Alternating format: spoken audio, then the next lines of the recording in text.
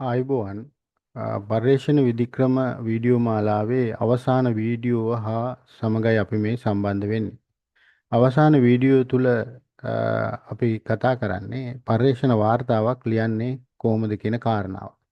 එතකොට අපි පර්යේෂණ ක්‍රමවේදය තුල පර්යේෂණ ක්‍රියාවලියේදී ඒ පියවරයන් වල අවසාන පියවර තමයි අපි අ, මේ පර්යේෂණ වාර්තාවක් කොහොමද ලියන්නේ කියන කාරණාවට අපි එන්නේ.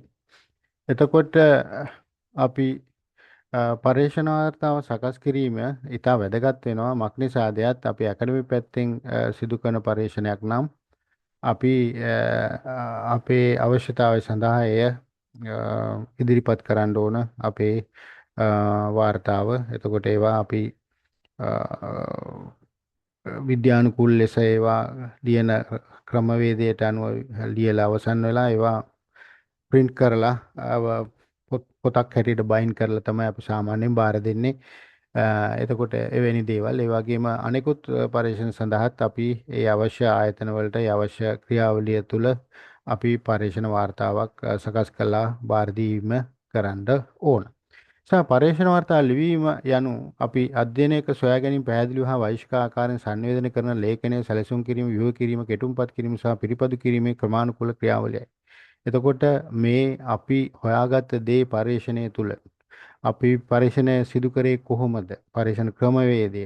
එතකොට ඒ තුළ පර්යේෂණ ක්‍රමවේදය සහ අපි හොයාගත්ත දත්ත විශ්ලේෂණයන් කරේ කොහොමද සහ ඒවා තුල අපි එන නිගමනයන් මොනවද කියන කාරණා පිළිබඳ විස්තරාත්මකව අපි සිදු කරන වාර්තාව තමයි අපි පර්යේෂණ වාර්තාවක් කියලා කියන්නේ. ඒ ප්‍රධාන වශයෙන්ම අපි අවස්ථා තුනක් ප්‍රධාන කොටස් තුනකට මේක වෙන් කරන හැඳින්වීම සහ ක්‍රමවේදය සහ ප්‍රතිඵල සහ සාකච්ඡාව කියන ප්‍රධාන කොටස් තුනකින් මෙය පර්යේෂණ වාර්තාව සමන්විත වෙනවා. පර්යේෂණ වාර්තාවක් ලිවීමේ පියවර අපි ගත්තොත් පර්යේෂණ ගැටලුව ප්‍රශ්නය ගැටලුව නිර්වචනය කරන්න. එතකොට අපි මේ වනතෙක් අපි කතා කරපු ක්‍රියාවලිය මේ පර්යේෂණ වාර්තාවට ඇතුළත් වෙනවා. එතකොට අපි මුලින්ම පර්යේෂණ ගැටලුවක් ගැන අපි කතා කරා. එතකොට ඒ තුල අපි ගොඩනගාගත්ත පර්යේෂණ ප්‍රශ්න, ඒ වගේම ඒවා යටතේ ගොඩනගාගත්ත අරමුණු යටතේ කල්පිත ගොඩනගා ගැනීම, ඊට පස්සේ අපේ ක්‍රමවේදය තුල නියතිකරණය, ඒ වගේම දත්ත එක් රැස් කිරීම ක්‍රමවේදය, විශ්ලේෂණය සහ අවසානයේ නිගමනයන් මේ සීළු කරුණු කාරණා මේ පර්යේෂණ වාර්තාවය තුල අන්තර්ගත කරන්න ඕනේ. එතකොට මුලින්ම අපි පර්යේෂණ ප්‍රශ්නය ගැටලුව නිර්වචනය කරන්න ඔබේ පරීක්ෂණයේ අරමුණු සහ අරමුණු පැහැදිලිව සඳහන් කරන්න මේ සම්පූර්ණ වාර්තාවට මඟ පෙන්වනු ඇත. ඒ වගේම තොරතුරු රැස් කිරීම සහ සංවිධානය කිරීම, දත් එක් රැස් කිරීම ක්‍රමවේදයන් සහ ඒවා සංවිධානය කරපු ආකාරය, සවිස්තරාත්මක සටහන් ගැනීම සහ ආදාළ විශ්වාසදායක මූලාශ්‍රයෙන් තොරතුරු සම්පාදනය කිරීම, ගැඹුරු පරීක්ෂණයක් සිදු කිරීම, ඔබේ සොයා ගැනීම තාරික කොටස් වල සංවිධානය කරන්න. එතකොට විශේෂයෙන්ම මේ තුල අපි දත් එක් රැස් කිරීමේ ක්‍රමවේදයන් සහ ඒවා කොහොමද සංවිධානය කරපු ආකාරය පිළිබඳව අපි කතා කරන්න වෙනවා. පර්යේෂණ වාර්තාවක් ඊට පස්සේ ඒ ව්‍යුහය අපිට දල සටහනක් අපිට සකස් කරගන්න වෙනවා. ඔබේ වාර්තාවේ සවිස්තරාත්මක දල සටහන සාදන්න. සියලුම ප්‍රධාන සංරචක ඇතුළත් කර තාර්ක පිළිවෙලට තබා ඇති බව සාතික කරන්න. ඒකේ ක්‍රමයකට නැත්නම් විද්‍යානුකූල ක්‍රමවේදයකට පියවරයන් පැහැදිලි පියවරයන් එහි සඳහන් විය යුතුයි. ඔබ ඉලක්කගත ප්‍රේක්ෂකයන් සලකා බලන්න කාටද මේක ඉදිරිපත් කරන්නේ? පාඨකයන්ටද එහෙම නැත්නම් එක්සැමිනර්ස්ලටද කියන කාරණා ඒ අනුව එයට අදාළව අපි පරීක්ෂණ වාර්තා ලිවීම සිදු කරන්න ඕන. අධ්‍යයන හා සාමාන්‍ය ජනතාව විතර අධ්‍යයනයක් සඳහා නම් අපි ඒකට අනුකූල විය යුතුයි. සාමාන්‍ය ජනතාවට ඉදිරිපත් කරන වාර්තාවක් නම් එයට අනුකූල ලෙස මේවා වෙනස් කිරීම සිදු කරන්න ඕන. ඒතර පර්යේෂණ වාර්තාවක් ලිවීමේ ප්‍රධාන පියවර කීපයක් මේ යටතේ අතුරු කතාවන් තියෙනවා. වාර්තාව කෙටුම්පත් කරන්න කොටස් අනුව පැහැදිලි බව නිරෝධතාවය විධිමත් වෛශික ස්වරයෙන් කෙරෙහි අවධානය යොමු කරමින් වාර්තාවේ ප්‍රධාන කොටස ලියන්න ප්‍රථම පුරුෂ භාවිතා කරන්න. ඒතර ප්‍රථම පුරුෂ වලින් තමයි අපි ලියන්නේ.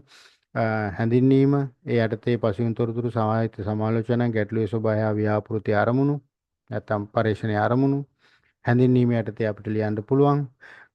ක්‍රමවේදය යටතේ මෙතඩොලොජි එක යටතේ පර්යේෂණ සැලසුම් දත්ත රැස් කිරීමේ ක්‍රම යටතේ කුමන දත්ත රැසීම් ක්‍රමද පාවිච්චි කරේ? ඒක ප්‍රාථමිකද, ද්විතීකද, දෙකමද?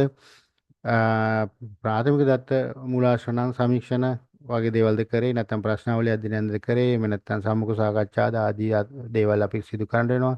ඒ වගේම නියදි ප්‍රමාණය කොච්චරද අපි නියදි ගත්තේ සහ නියදි ක්‍රමවේදය නැත්නම් නියදීම කියන පාර්ට් එකේදී භාවිතා කළ නියදි වර්ග සහ නියදි ප්‍රමාණය පිළිබඳ අපි කියන්න වෙන විශ්ලේෂණ ක්‍රියාපටිපාය ඇතුළතදී හරියටම කියන ක්‍රමයේ ක්‍රමවේදය යටතේදී විශේෂයෙන්ම දත්ත රැස් කිරීම නියදීකරණය සහ විශ්ලේෂණය කියන දේවල් අන්තර්ගත වෙන්න ඕන. ප්‍රතිඵල ඒ තුල ලැබෙන ප්‍රතිඵල සුදුසු අවස්ථාවන්හිදී වගු ප්‍රස්තාර භාවිතා කිරීමෙන් නිරීක්ෂණ සොයා ගැනීම පැහැදිලිව සාරාංශගත කරන්න. ඒතර අපි දත්ත සාරාංශ කිරීමක් මේ විශ්ලේෂණ තුළ සිදු වෙන්නේ. ඒ තුළ අපිට මේ දත්ත විශ්ලේෂණ පස්සේ අපිට ඒවා වගු වලින් ප්‍රස්තාර වලින් ඉදිරිපත් කිරීමේ හැකියාවක් තියෙනවා. බලන පුද්ගලයාට ඒ වඩා හොඳින් ග්‍රහණය කර ගැනීම සඳහා.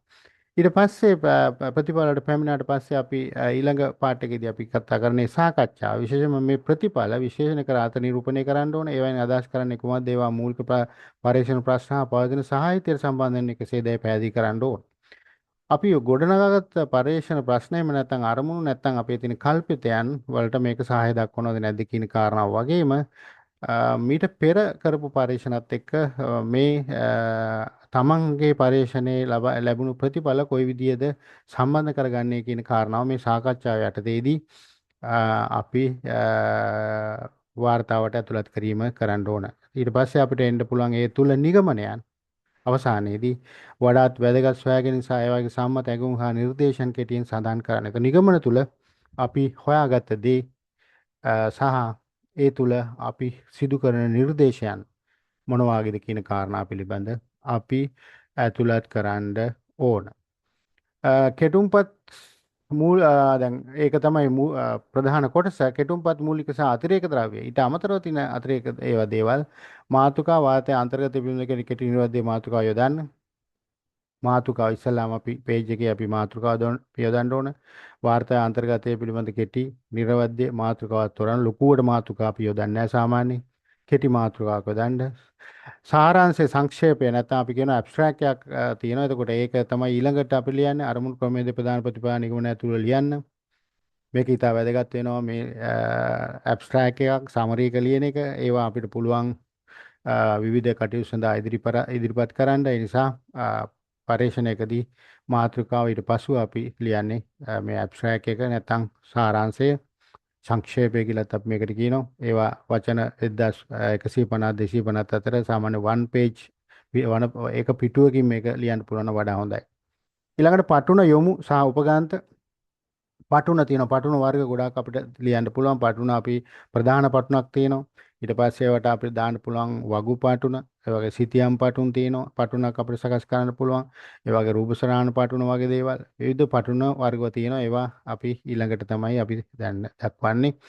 ඒවා තමයි මූලික සහ අතිරේක ද්‍රව්‍ය හැටියට අපි වාර්තාවේ ප්‍රධාන කොටසට පරිබාහිරව අපි සාකච්ඡා කරන දේවල්. ඒ වගේම අවසානයේදී අපිට උපගන්ත ඇපෙන්ඩික්ස් වගේ දේවල් අපිට ඇතුළත් කරන විශේෂයෙන්ම අපි යොදාගත්ත ප්‍රශ්නාවලි වගේ දේවල් ඒ වගේම විශ්ලේෂණ ප්‍රතිඵල අපිට software හරහා ලැබෙන විශ්ලේෂණ ප්‍රතිඵල outputs වගේ දේවල් මේ උපගන්ත හරහා අපිට ඉදිරිපත් කිරීමේ හැකියාවක් තියෙනවා. එතකොට ඒවා අර ප්‍රධාන බොඩි එකට අමතරව මුලින් සහ අගින් යෙදෙන අතිරේක ද්‍රව්‍ය හැටියට තමයි සලකන්නේ. සමාජ සංශෝධන සහ සෝදුපත් කිරීම ව්‍යුහය හා ප්‍රවාහය සඳහා කෙටුම්පත් ප්‍රයෝජන සංස්කරණය කරන නැවත කෙටුම්පත් කිරීම සහ සංශෝධනය කිරීම ව්‍යාකරණ අක්ෂර විඤ්ඤාණ සහ විරාම ලකුණු දෝෂ. ඒ කියන්නේ සාමාන්‍ය ඉංග්‍රීසියෙන් රිපෝට් එකක් ලිව්වත් සිංහලෙන් රිපෝට් එකක් ලිව්වත් පරීක්ෂණ වාර්තාවක් ලිව්වත් එහි අක්ෂර විඤ්ඤාසය වගේ දේවල් ඒ වගේ තියෙන ව්‍යාකරණයන් ග්‍රැමර් ඒවා හොඳට තමන්ට දන්නේ නැත්නම් එහෙම දන්න කෙනෙකුට හරි කියවලා ඒවා සකස් කිරීම ඉතා වැදගත් වෙනවා.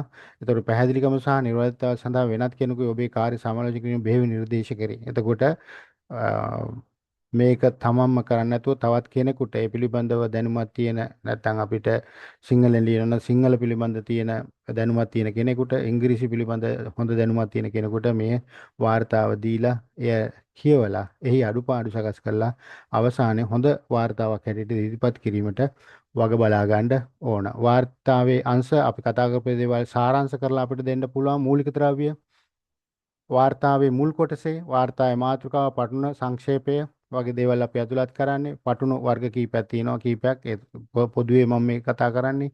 ඒතර මේක තමයි මුල් පාර්ට් එක. මේක තමයි බොඩි එක. මේක තමයි ඇත්තටම වැදගත් කොටස. ඒ තුල හැඳින්වීම, සාහිත්‍ය සමාලෝචනය, මෙතඩොලොජි එක, ක්‍රමවේදය, ප්‍රතිඵල, සාකච්ඡාව, නිගමන සහ නිර්දේශ කියන ටික ඇතුළත් වෙන්න ඕන. අවසානයේදී මේවා අතිරේක ද්‍රව්‍ය හැටියට තමයි මේ 1 සහ 3 යොදාගන්නේ. ආශ්‍රිත ග්‍රන්ථ නාමාවලිය සහ උපග්‍රන්ථ. එතකොට ආශ්‍රිත ග්‍රන්ථ නාමාවලිය කියලා කියන්නේ තමන්ගේ පරිශ්‍රණය සඳහා මේ සඳහා තමන් කියවපු සාහිත්‍ය සඳහා අපි යොදාගත්ත පතපොත සංග්‍රහ ලිපි ලේඛන වගේ දේවල් මේ ආශ්‍රිත ග්‍රන්ථ නාමාවලියට ඇතුළත් කරන්න ඕනේ. ඒවා ඉදිරිපත් කරන ක්‍රමවේදයන් තියෙනවා. ඒ වගේම උපග්‍රන්ථ යටතේ මම කිව්වා විශේෂයෙන්ම අපි යොදාගත්ත ප්‍රශ්නාවලි වගේ දේවල්. ඒ වගේම විශේෂයෙන්ම අපි සංඛ්‍යාන විද්‍යාත්මක විශ්ලේෂණ ක්‍රමවේදයන් සිදු කරනකොට සොෆ්ට්වෙයාර් හරහා අපි එන ප්‍රතිඵල අපි ඒවට කියන අවුට්පුට්ස් මේවට මේ උපගන්ත යටතේ යොදා ගැනීම සාමාන්‍ය සිරිත. එතකොට මේක තමයි අපි වාර්තාවක් අන්තර්ගතයේ හැටියට අපි සාරාංශයක් අපිට පෙන්වන්න පුළුවන් නම් මේක තමයි කරන්නේ. ඒතර මෙයට අනුව තමයි අපි වාර්තාව ලිවීම සිදු කර යුතු වෙන්නේ. එතකොට ඒ අනුව පරීක්ෂණ වාර්තාවක් ලිවීමේදී මේ ක්‍රමවේදය අනුගමනය කරන්න මේවා අපිට මේක තමයි හරිම ක්‍රමය කියන එක කියන්න බෑ. මේක සාමාන්‍ය කතාවක්. මේ වගේ යම් වෙනස්කම් විවිධ පරීක්ෂණ සම්බන්ධ වෙනස්කම් වෙනවා. ඒවා ඒ ආයතන හෝ විශ්වවිද්‍යාල හෝ වෙනත් උපාධි මට්ටම් අනුව මේවා පොඩි පොඩි වෙනස්කම් වෙනවා. ඒවා ඒ වෙනස් වීම ඒ අදාළ ආයතන හෝ ඒ උපාධි පාඨමාලාවල් වලදී සිදු කරනවා. ඒවා ග්‍රහණය කර ගැනීමෙන් මේ තමන් වාර්තා ලිවීමේදී තමන්ගේ හොඳ වාර්තාව ලිවීම සඳහා යොදා ගන්න මේ සාමාන්‍ය වාර්තාවක අන්තර්ගතය තමයි මෙහි සඳහන් කරලා තියෙන්නේ. එහෙමනම් අපි රිසර්ච් මෙතොලොජි වීඩියෝ මාලාවේ අවසාන වීඩියෝවත් එක්ක තමයි අපි මේ සම්බන්ධ වෙලා ඉන්නේ. එතකොට එහි අවසානයේට දැන් අපි එළඹිලා තිනවා. ඒ නිසා අපි පරීක්ෂණ ක්‍රමවේදය තුළ අපි වීඩියෝ මාලාව තුළ වීඩියෝ ගණනාවක් අපි ඇතුළත් කරලා තිනවා. ඒවා අංක පිළිවෙලට අංක යොදලා තිනවා මේ වගේ. ඒ අංක පිළිවෙල අනුගමනය කිරීම ඉතාමත් වැදගත් වෙනවා. මොකද අපි මේ ඉදිරිපත් කරලා තියෙන කිසියම් විද්‍යානුකූල ක්‍රමවේදයකට පියවරයන් ඔස්සේ ඒ පියවර අනුගමනය කිරීම ඉතාමත් වැදගත් වෙනවා. ඒ පියවර අනුගමනය කිරීම සඳහා පහසු වීමවස් මේ වීඩියෝ වල අංක යෙදීමක් මම කරලා තියෙනවා. ඒ අංක අනුගමනය කරලා ඒ අංක පිළිවෙලට මෙය පරිශීලනය කිරීම ඉතාමත් වැදගත් බව සඳහන් කරන්න ඕන. එහෙමනම් එය තමන්ගේ පරීක්ෂණය පොහොසත් කර ගැනීම සඳහා මේ මාගේ channel එක හරහා ඉදිරිපත් කරන අමුද්‍රව්‍ය යොදාගෙන හොඳ පරීක්ෂණ වාර්තාවක් බිහි කිරීමට වග බලා ගන්න හැටියට ඉල්ලීමක් කරමින් ඊළඟ වීඩියෝ මාලාවේ අපි හමු වෙන්නේ දත්ත විශ්ලේෂණය විශේෂයෙන්ම Excel සහ SPSS හරහා සිදු කරන්නේ කොහොමද කියන වීඩියෝ මාලාවෙන් එම වීඩියෝ මාලාවෙන් හමු වීමේ බලාපොරොත්තු ඇතුව අපි පර්යේෂණ විධික්‍රම වීඩියෝ මාලාවෙන් සමුගන්නවා. සියලු දෙනාටම තමන්ගේ පර්යේෂණය වඩා සාර්ථකයෙන් කර ගැනීමට හැකියාව ධෛර්ය ශක්තිය ලැබෙන්න කියලා ප්‍රාර්ථනා කරමි.